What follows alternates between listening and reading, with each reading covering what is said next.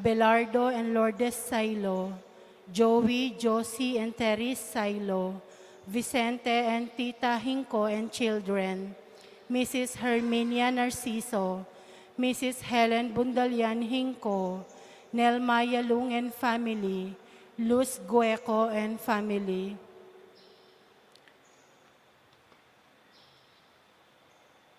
Let us pray for the special intentions of Janet Terrado, Arnel Terrado, Argirel Terrado, Mr. and Mrs. Jesus and Jacqueline Manakmul, Ino Soriano, Flor Lising, Erlita David, Jane Luge, Petronila and Stephen Mansbridge for safe travel, Justine, Patricia, Antoinette, and Lucia Hinco, and Teresa Sailo, Joji Sarmiento and family. Let us include for the special recovery of Winston Chan, Dr. Agnes Salvador, Rene Santos, Mary Blaise Sampang, Baby Pantig, Zaina Lorin Hope Matito, Marie Lali, Renato Punsalan, Architect Ted Narciso, Ernesto De Leon, Joey Sailo, Tita Hinko. Let us also pray for the indonors of month of April. Ella Gomez, Pasing Samya, Eloisa Peñaranda, Analisa Coronel, Belen Espiritu, Reyes Family, Remy Olalia, San Agustin Parish, Calamba City, Laguna, J. Pitok, Victoria Macapagal, Parish of the Holy Family, Mary Help of Christian Parish, Carmelita Torno, St. Catherine Foundation, Angeles City, Holy Trinity Parish, Our Lady of Fatima Parish, Lourdes Cabrera, Aloha Rosario. For the faithful departed, Maria Luz Ginto, Javier Pineda, Patria Antoinette Beltran, Dominador Macapagal, Nelia Macapagal, Emiliano Macapagal, Dr. Manuel Esguera, Maria Macapagal, Alfonso Macapagal, Emmanuel Macapagal, Emilardo Yalong, Ricardo Lising Sr., Eufrosina Lising, Felicidad Bondok, Marilyn Leharde. Let us all stand.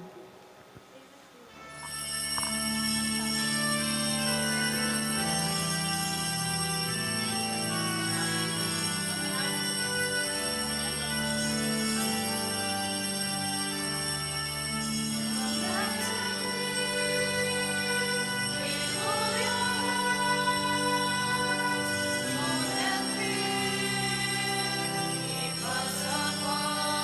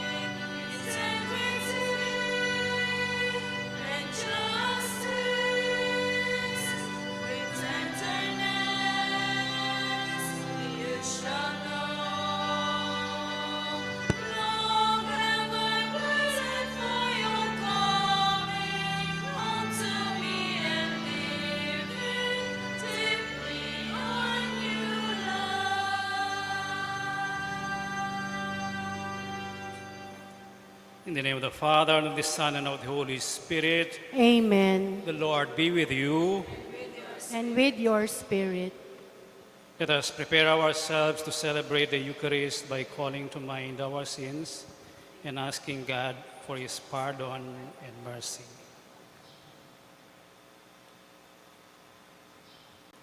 All together let us say, I confess to Almighty God and to you, my brothers and sisters, that I have greatly sinned in my thoughts and in my words, in what I have done and in what I have failed to do, through my fault, through my most grievous fault. Therefore I ask Blessed Mary, ever Virgin, all the angels and saints, and you, my brothers and sisters, to pray for me to the Lord our God. May Almighty God have mercy on us, forgive us our sins, and bring us to everlasting life. Amen.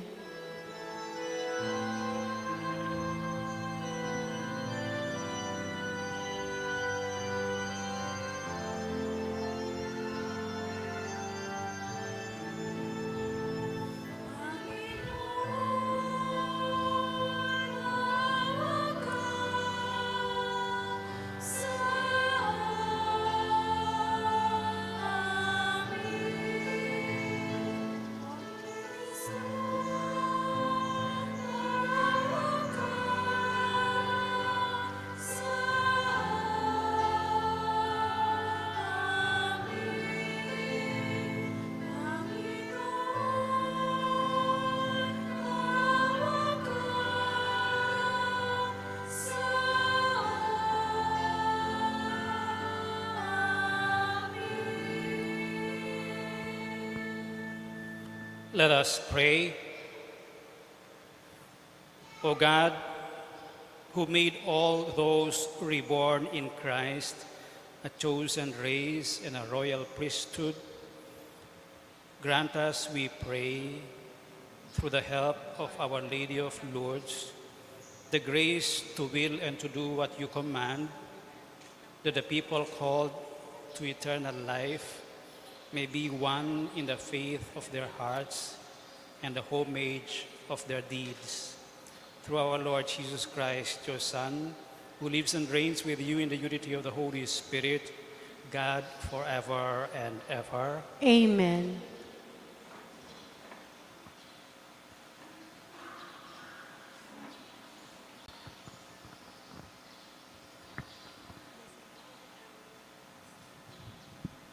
A reading from the book of the prophet Ezekiel. Thus says the Lord God, I will take the children of Israel from among the nations to which they have come, and gather them from all sides to bring them back to their land. I will make them one nation upon the land, in the mountains of Israel, and there shall be one prince for them all. Never again shall there be two nations, and never again shall they be divided into two kingdoms. No longer shall they defile themselves with their idols, their abominations, and all their transgressions. I will deliver them from all their sins of apostasy, and cleanse them, so that they may be my people, and I may be their God. My servant David shall be prince over them, and there shall be one shepherd for them all. They shall live by my statutes and carefully observe my decrees. They shall live on the land that I gave to my servant Jacob, the land where the fathers lived. They shall live on it forever, they and their children and their children's children, with my servant David, their prince, forever. I will make them a covenant of peace. It shall be an everlasting covenant with them, and I will multiply them and put my sanctuary among them forever. My dwelling shall be with them. I will be their God, and there shall be my people. Thus the nations shall know that it is I, the Lord, who make Israel holy, when my sanctuary shall be set up among them forever. The word of the Lord. Thanks be to God. The Lord will guard us as a shepherd guards his flock. The Lord will guard us as a shepherd guard his flock. Hear the word of the Lord, O nations. Proclaim it on distant isles and say, He who scattered Israel now gathers them together. He guards them as a shepherd his flock. The Lord will guard us as a shepherd guards his flock. The Lord shall ransom Jacob. He shall redeem him from the hand of his conqueror. Shouting, they shall mount to the heights of Zion. They shall come streaming to the Lord's blessings, the grain, the wine, and the oil, the sheep and the oxen. The Lord will guard us as a shepherd guards his flock. Then the virgins shall make merry and dance, and young men and old as well. I will turn their mourning into joy. I will console and gladden them after their sorrows. The Lord will guard us as a shepherd guards his flock. Please stand.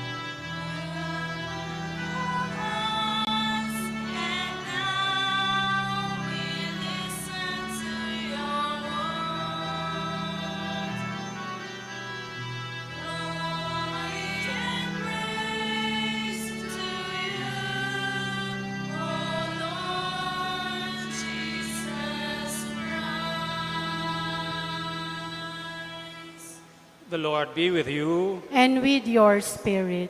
A reading from the Holy Gospel according to John. Glory to you, O Lord.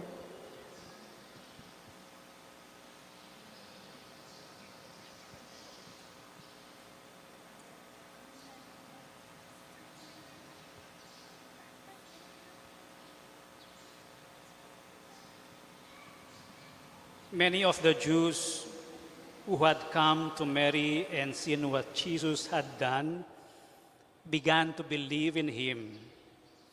But some of them went to the Pharisees and told them what Jesus had done. So the chief priests and the Pharisees convened the Sanhedrin and said, "What are we going to do? This man is performing many signs. If we leave him alone, all will believe in him, and the Romans will come and take away both our land and our nation." But one of them, Caiaphas, who was high priest that year, said to them, "You know nothing, nor do you consider that it is better for you that one man should die instead of the people, so that the whole nation may not perish." He did not say this on his own, but since he was high priest for that year, he prophesied that Jesus was going to die for the nation, and not only for the nation, but also to gather into one the dispersed children of God. So from that day on, they planned to kill him. So Jesus no longer walked about in public among the Jews, but he left for the region near the desert to a town called Ephraim, and there he remained with his disciples. Now the Passover of the Jews was near, and many went up from the country to Jerusalem before Passover to purify themselves. They looked for Jesus and said to one another as they were in the temple area, "What do you think? that he will not come to the feast. The Gospel of the Lord. Praise to you, Lord Jesus Christ.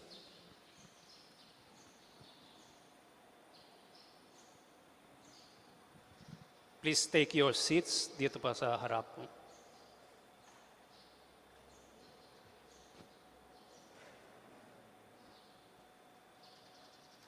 Dito po sa harap, marami pang lugar. Malayo ang grasya pag nandiyan kayo sa likod.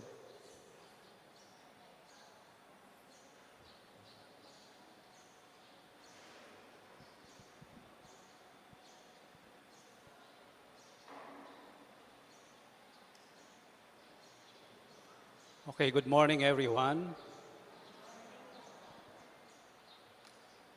Anong grupo po kayo?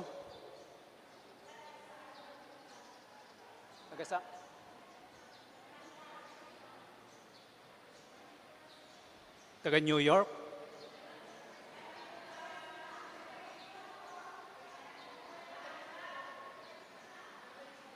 Sa Nueva Ecija?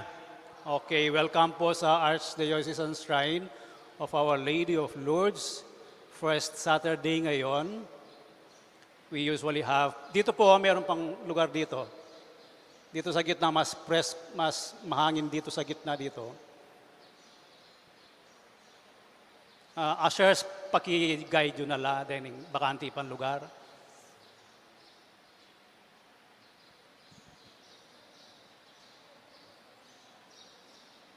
We are in the last week of Lent, and in the Gospel we've just read, ito yung kadugtong ng Gospel where Jesus raised Lazarus. And in the Gospel we've just read, we get an indication kung ano yung ugali ng tao, but also the disposition of Jesus. He is about to be arrested because people, the leaders, were planning to arrest him and to kill him. Let us first take a look at yung disposition ni Jesus. Una, tinuloy niya ang kanyang misyon. He raised Lazarus. Pero ang dami niyang mabubuting ginawa, hindi siya nagyabang. Hindi siya mayabang. Hindi rin niya pinagmalaki yung pangangaral niya, yung pagpunta niya kay Mary and Martha, yung pag-raise up niya kay Lazarus, yung pangangaral niya. He was doing all these things, but he never bragged about it. That is the disposition of Jesus. Ano, trabaho lang? Hindi.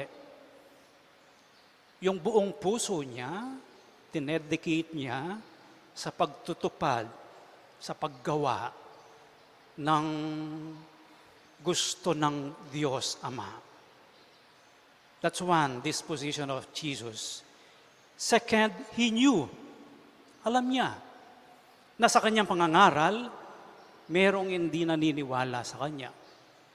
O merong natatakot sa ginawa niyang pangangaral dahil marami ang sumunod sa kanya. Marami ang naniwala sa kanya. Marami ang naging disciples niya. Marami siyang ginawa. At dahil doon, people, especially the leaders, the Pharisees, the priests, even the chief priests, were threatened.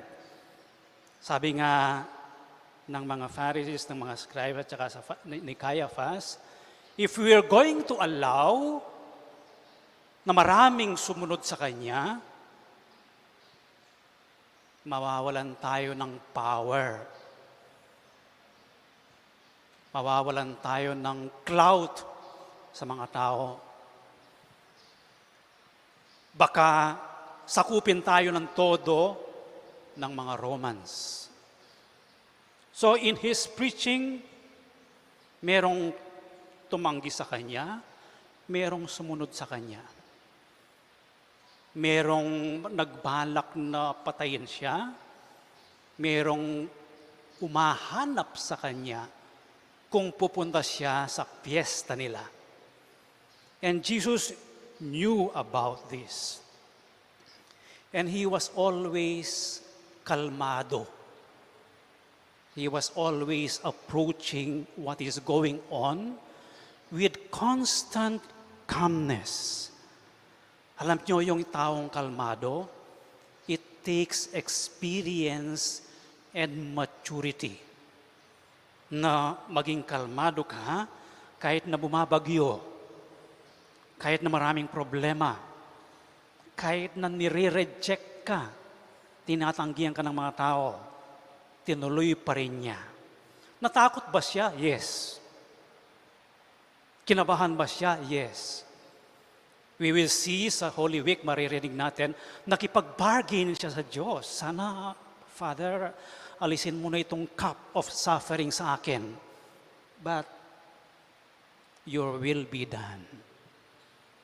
Kalmado si Jesus harapin yung rejection ng mga tao, yung plano ng mga tao, yung pagpapakasakit niya, yung kamatayan niya. He approached it with constant calmness. And the calmness comes from not only experience and maturity, but also and more importantly, sa confidence and trust niya sa Diyos. Sa Diyos. Sa kanyang Ama. At yun lang ang mahalaga sa kanya. So that is the disposition of Jesus. What about the disposition o yung laman ng puso ng tao? Makikita natin sa pagbasa. Merong nakinig sa kanya. Merong naniwala sa kanya. Merong sumampalataya sa kanya. Ang tao, tayo, naniniwala kapag ang naririnig natin ay kapani-paniwala. Reliable at saka credible. And people saw in Jesus the Messiah. They saw in Jesus his determination to accomplish the mission entrusted to him by the Father. They saw in him ang galaw ng Diyos. Yan ang mata ng pananampalataya. That is one. Kaya maraming sumunod sa kanya. Sabi ng Gospel of St. John, nung makita nila na ang ginawa niya kay Lazarus, naniwala ang mga tao. Sumunod ang mga tao. Nung umalis siya, pumunta sa may desert, sa Ephraim, hinahanap siya ng mga tao kung nasaan siya. Kasi gusto nilang marinig si Jesus. Gusto nilang makita si Jesus. Pero may mga taong insecure, na-threaten yung kanilang authority, yung mga Pharisees. Kapag banta ang isang tao sa ating plano, gusto natin siyang barilin, eliminate, alisin, gumawa ng dahilan para mahinto ang ginagawa niya. Minsan yun ang ugali natin. Yung hindi natin kapuso o kapamilya, hindi natin kakulay, kaparokya, ini-etchapwera natin. Hindi natin pinapansin. O kaya, kapag iba yung opinion niya kaysa opinion ko, ayaw ko siyang pakinggan. Ayaw ko sa kanya. That was what was in the heart of the Pharisees and the scribes when they saw Jesus. I suppose yung mga Pharisees na yon, nakita nila yung influence ni Jesus. Gusto nilang patahimikin, gusto nilang paalisin, gusto nila siyang patayin para matuloy yung sarili nilang agenda, yung sarili nilang nasa. Let us pray at this Mass as we enter the Holy Week, that we follow Jesus in His life, suffering, death, and resurrection, not as a watcher, not as a spectator, but as one with faith, pananampalataya. Ito ang aking pinaniniwalaan, ito ang aking sinusundan, gusto ko siyang mahalin. Yun ang disposition of faith dito sa darating na Holy Week. Ikalawa, ipanalangin natin na masuri natin ang ating mga puso.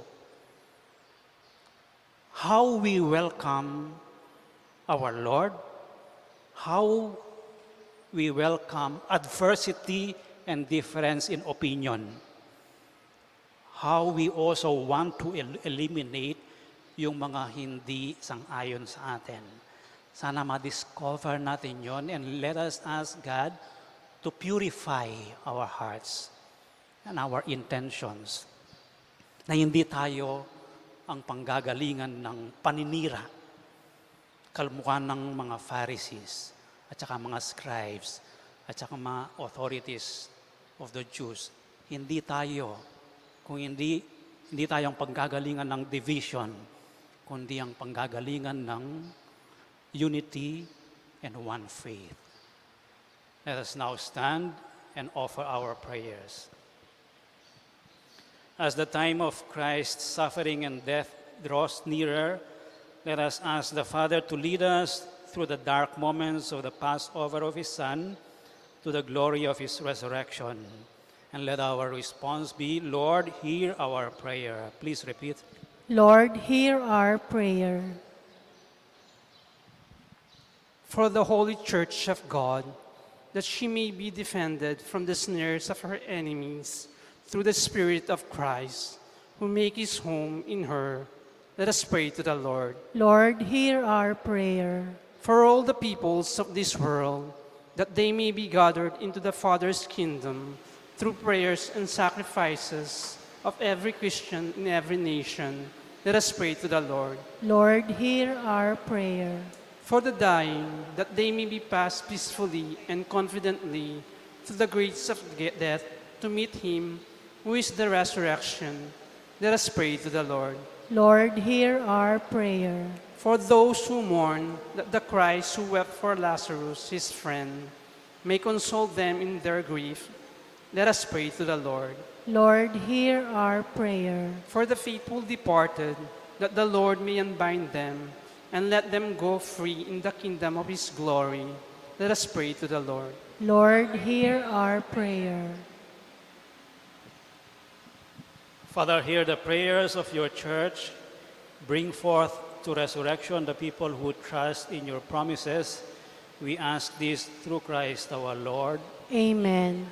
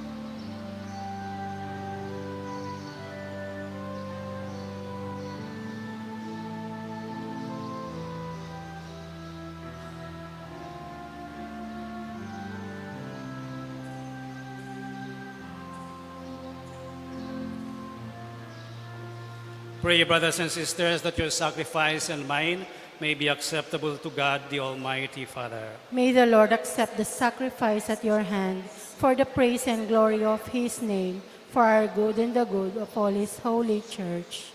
May the gifts we offer from our fasting be acceptable to you, O Lord, we pray, and as an expiation for our sins, may they make us worthy of your grace and lead us to what you promise for eternity.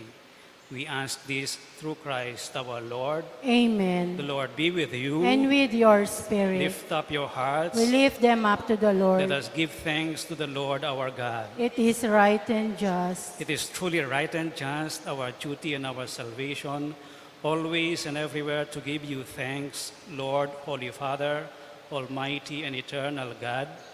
For through the bodily fasting you restrain our faults, raise up our minds, and bestow both virtue and its rewards through Christ our Lord. Through him the angels praise your majesty, dominions adore, and powers tremble before you.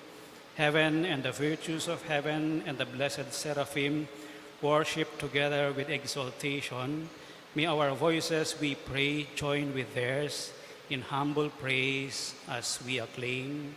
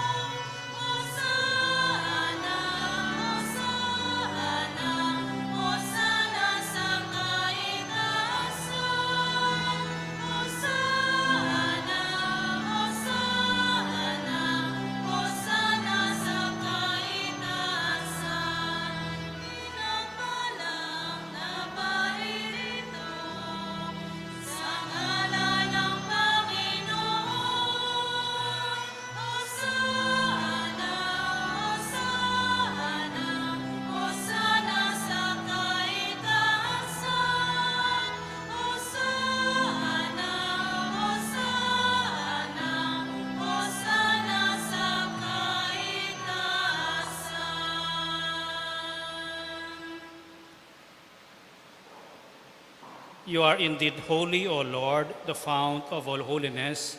Make holy therefore these gifts, we pray, by sending down your Spirit upon them like the dewfall, so that they may become for us the body and blood of our Lord Jesus Christ.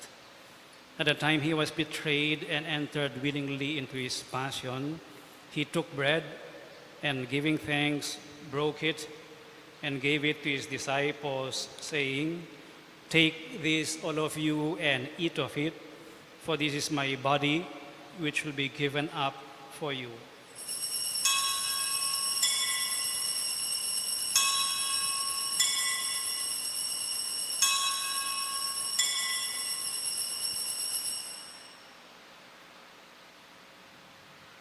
In a similar way, when supper was ended, he took the chalice and once more giving thanks, he gave it to his disciples, saying, "Take this, all of you, and drink from it, for this is the chalice of my blood, the blood of the new and eternal covenant, which will be poured out for you and for many for the forgiveness of sins. Do this in memory of me."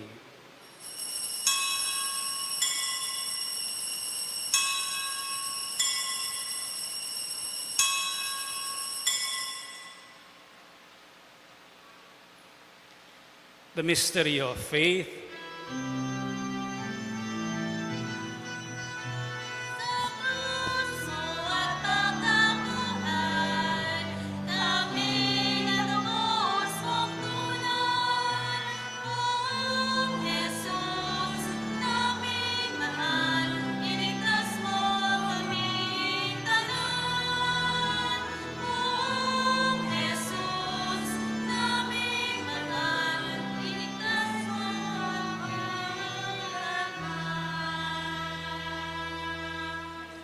Therefore, as we celebrate the memorial of his death and resurrection, we offer you, Lord, the bread of life and the chalice of salvation, giving thanks that you have held us worthy to be in your presence and minister to you.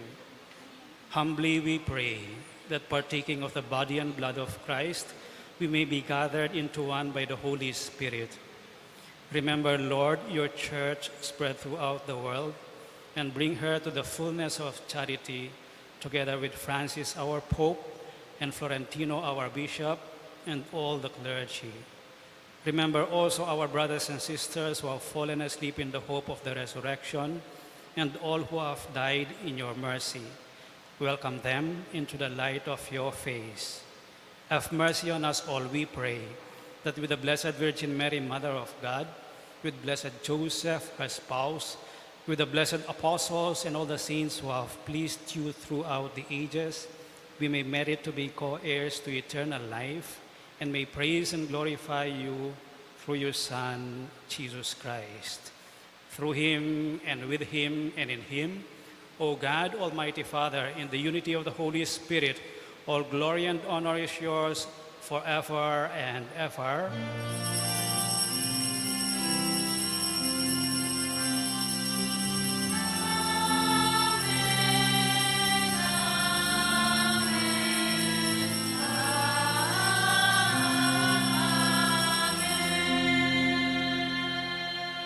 With faith and confidence now, let us pray for the coming of the kingdom as Jesus taught us.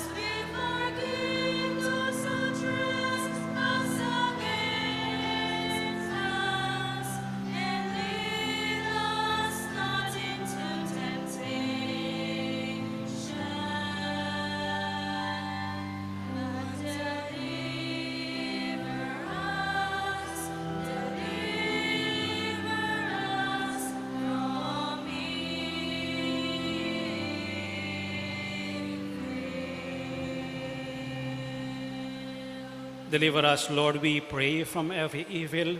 Graciously grant peace in our days, that by the help of your mercy we may be always free from sin and safe from all distress, as we await the blessed hope and the coming of our Savior, Jesus Christ. For the kingdom, the power, and the glory are yours, now and forever. Lord Jesus Christ, who said to your apostles, "Peace I leave you, my peace I give you," look not on our sins, but on the faith of your church, and graciously grant her peace and unity in accordance with your will, who live and reign forever and ever. Amen. The peace of the Lord be with you always. And with your spirit. Let us share with one another now the peace of Christ.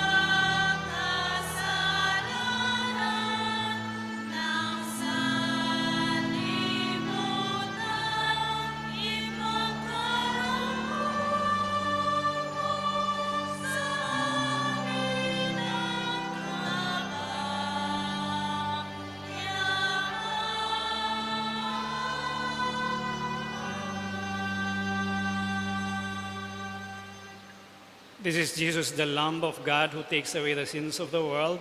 Happy are those who are invited to partake of this most holy communion.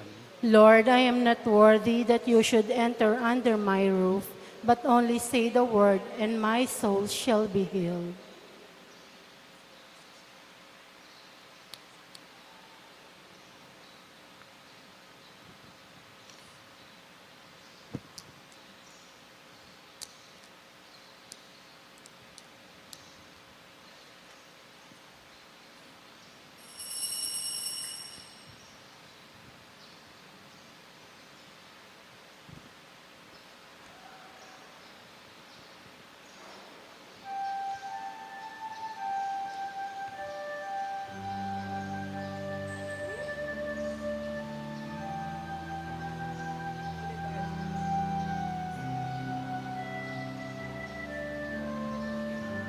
Isa pong line dito, dalawa sa gitna, isang line dito.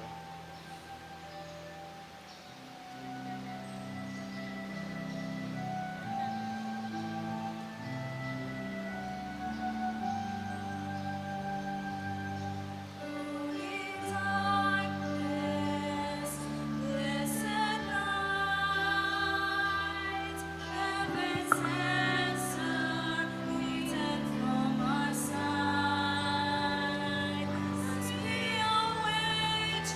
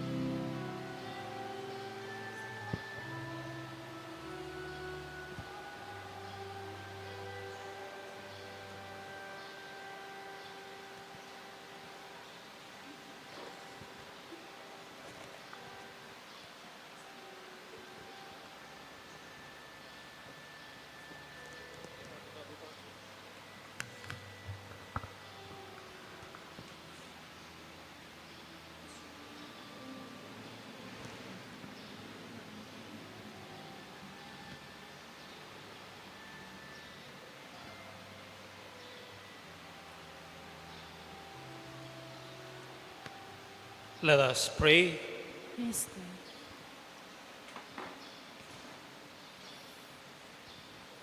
We entreat your majesty most humbly, O Lord, that as you feed us with the nourishment which comes from the most holy body and blood of your Son, so you may make us sharers of his divine nature, who lives and reigns forever and ever. Amen. Kindly be seated for a while for some announcements.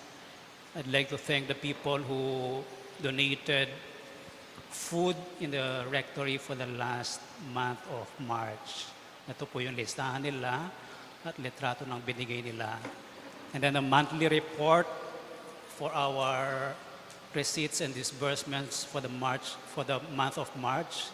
Ito po yung income. Total ng 339,000. Marami yung marami yung donation boxes natin dahil marami tayong dumating na pilgrims. At ito yung mga nag-donate individually, listahan at saka yung amount na binigay nila, totaling 64,060 pesos. Yung disbursements natin, ito yung mga regular gastos natin for the month of March. Marami tayong ginastos sa oil, rosaries, and tea light candles because a lot of pilgrims came in during the month of February and March.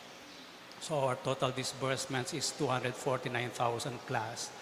Ganito yon, receipts minus disbursements equals 89,000 divided by 2, share ng rector at saka share ng shrine fund.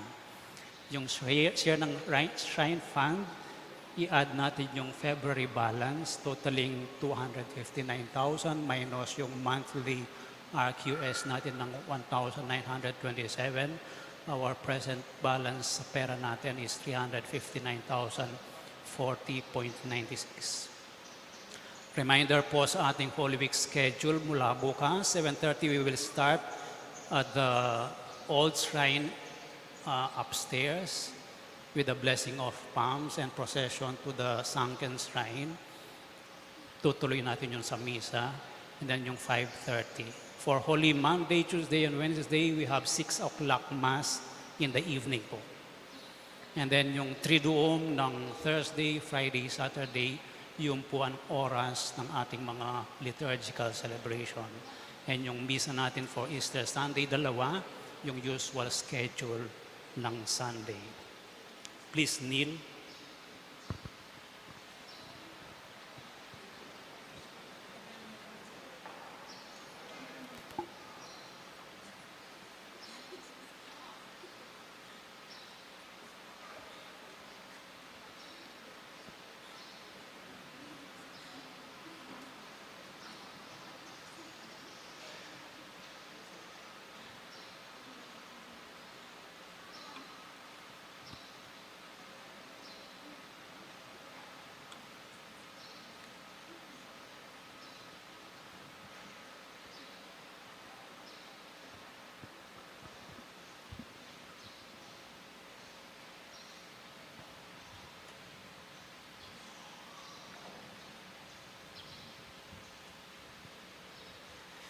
O Sacrament most holy, O Sacrament divine, our Father who art in heaven, holy be your name, your kingdom come, your will be done on earth as it is in heaven. Give us this day our daily bread and forgive us our sins as we forgive those who sin against us. Do not bring us to the test, but deliver us from evil. Amen. Hail Mary, full of grace, the Lord is with you. Blessed are you among women, and blessed is the fruit of your womb, Jesus. Holy Mary, Mother of God, pray for us sinners now and at the hour of our death. Amen. Glory be to the Father, and to the Son, and to the Holy Spirit. As it was in the beginning, is now, and ever shall be, world without end. Amen. O Sacrament most holy, O Sacrament divine, our Father who art in heaven, holy be your name, your kingdom come, your will be done on earth as it is in heaven. Give us this day our daily bread and forgive us our sins as we forgive those who sin against us. Do not bring us to the test, but deliver us from evil. Amen. Hail Mary, full of grace, the Lord is with you.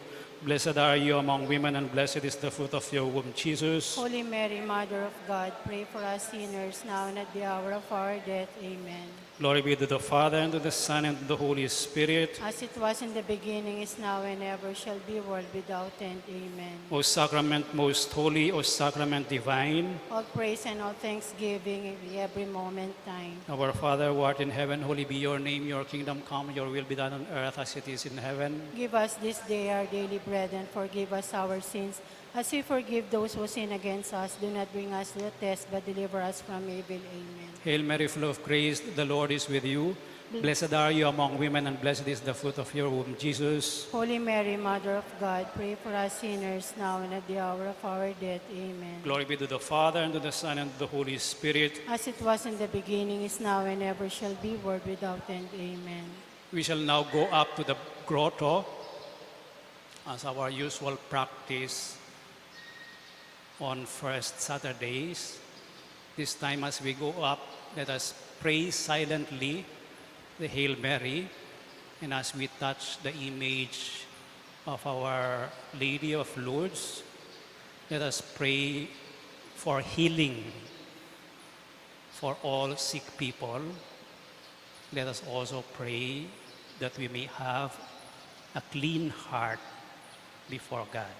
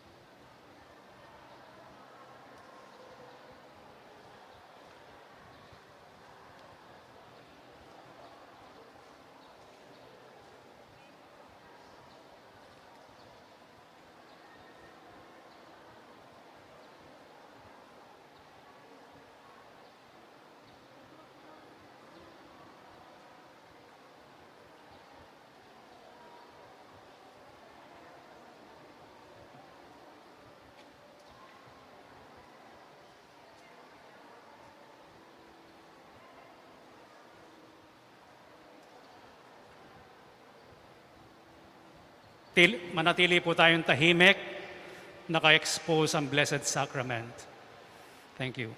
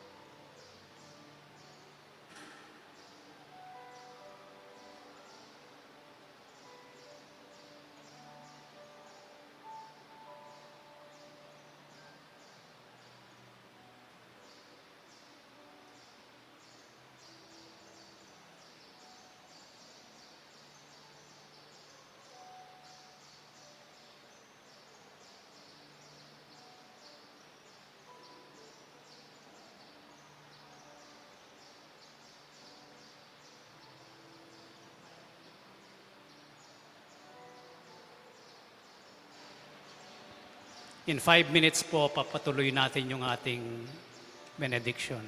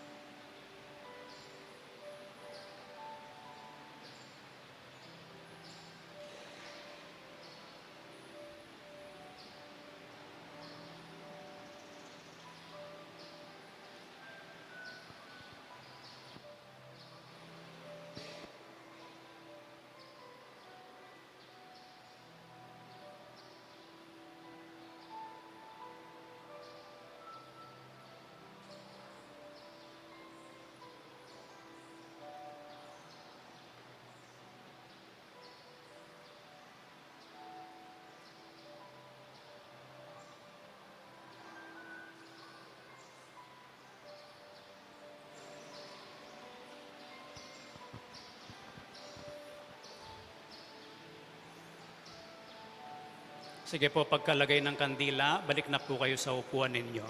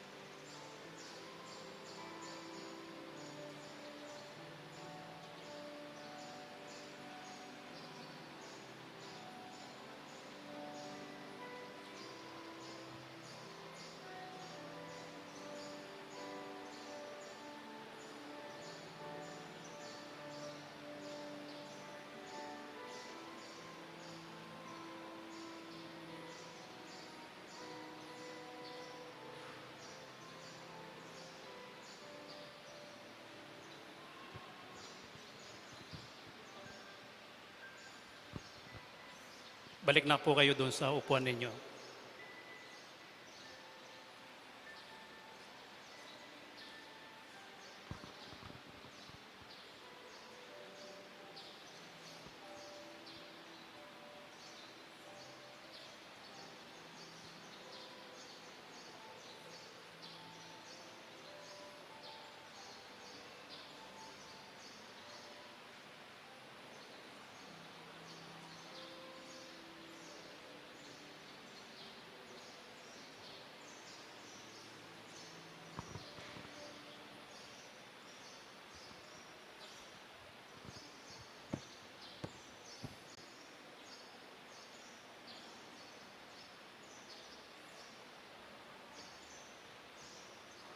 Please kneel.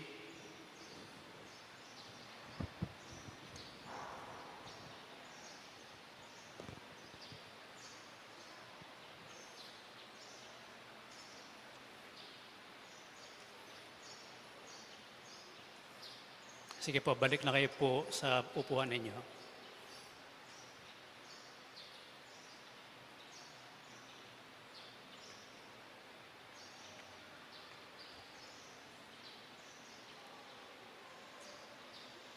Prayer to Our Lady of Lourdes, all together please.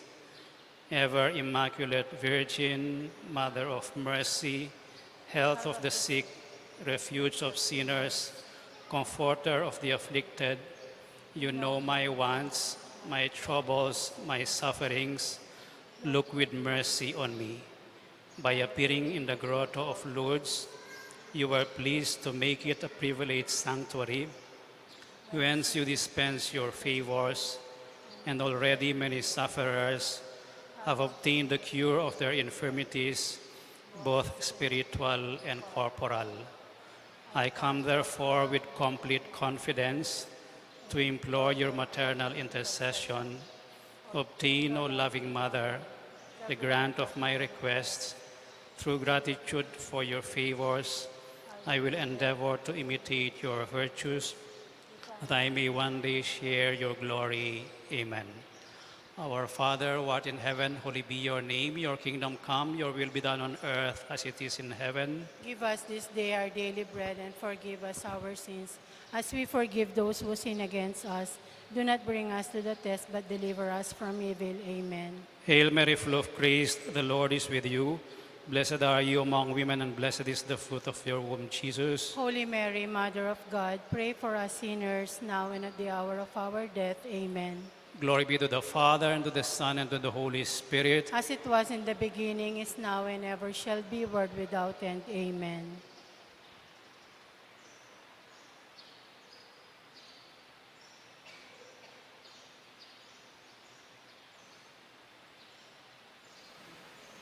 Let us sing Tantum Ergo.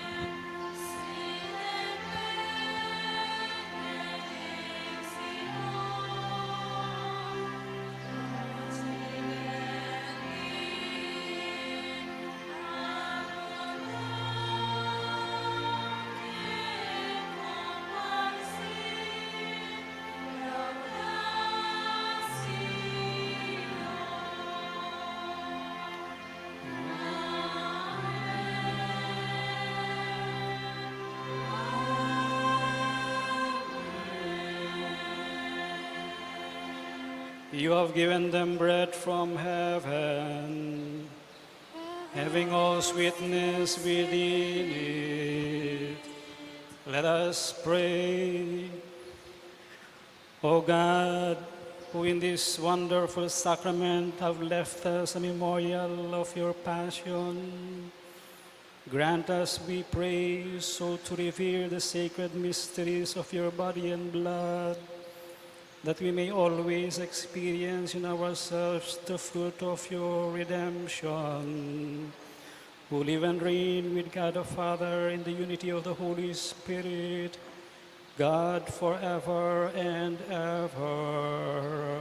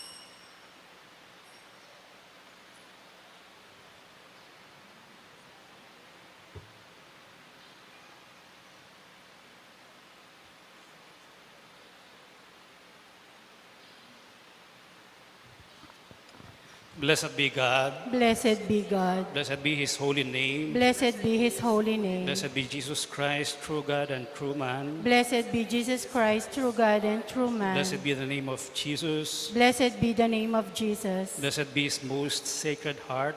Blessed be his most sacred heart. Blessed be his most precious blood. Blessed be his most precious blood. Blessed be Jesus in the most holy sacrament of the altar. Blessed be Jesus in the most holy sacrament of the altar.